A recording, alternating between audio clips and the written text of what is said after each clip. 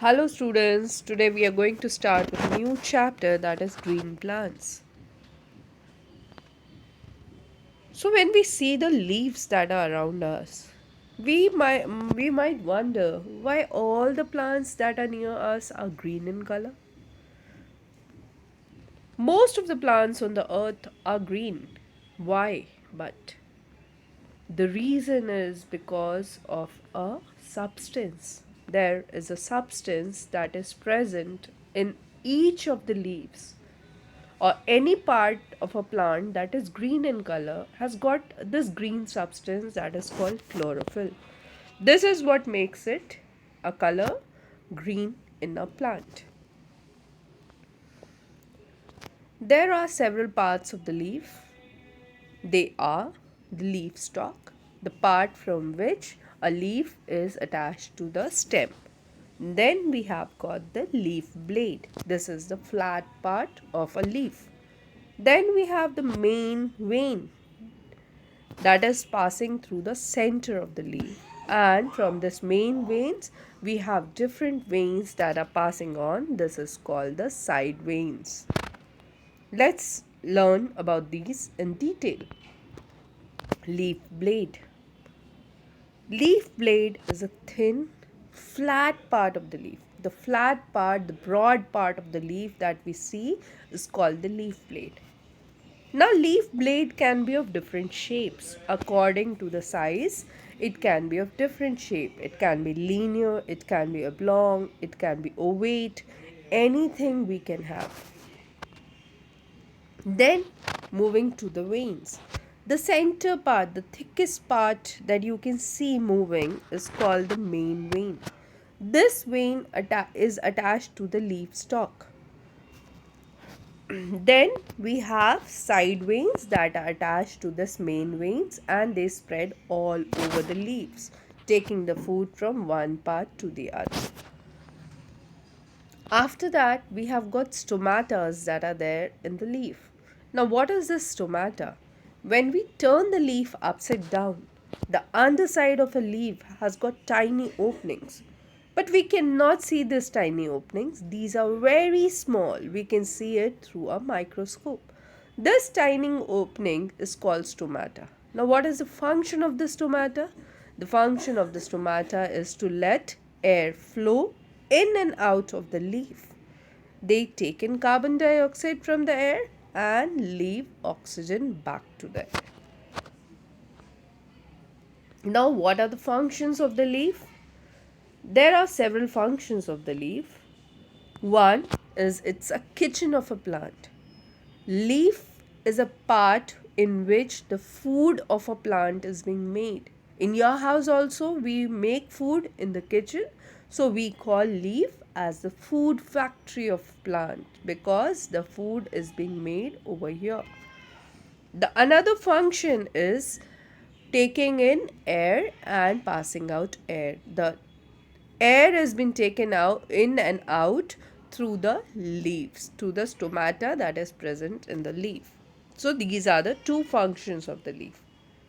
Now moving further, how do plants make food? The plants make food with the help of certain raw materials. They are sunlight, water, carbon dioxide. So now how are these raw materials taken in the plant? Water is taken up by the roots. The roots absorb the waters and the minerals from the soil and they send it to the leaves.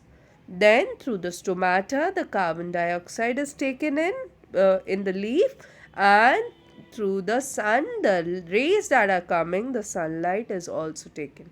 So with the help of these raw materials, the plants make food. Now, how is this plant making food? The process in which the plants make food with the help of these raw materials is called photosynthesis. So, the technical term for photosynthesis is the process in which leaves use sunlight to convert water and carbon dioxide into food is called photosynthesis. Now, the food is made in the form of glucose. Now, what is the use and storage of food?